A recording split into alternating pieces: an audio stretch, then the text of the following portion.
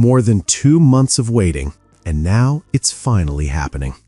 One of the most anticipated themed Xbox controllers of the year has officially begun shipping, and it's packed with more than just style.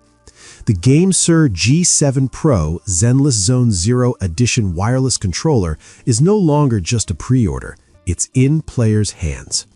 Announced back in late September, this controller is the result of a collaboration between GameSir and HoYoverse, inspired by the fast-paced action RPG Zenless Zone Zero. Since then, fans have been waiting, and now shipments are officially underway. Priced at $129.99, the Zenless Zone Zero Edition sits $30 above the Wu Chang Fallen Feathers variant. But the higher price isn't just about branding, it's about what comes in the box.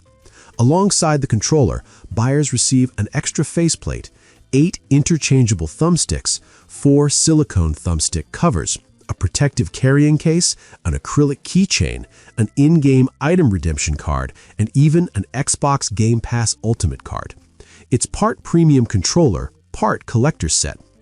Under the hood, this controller delivers serious performance.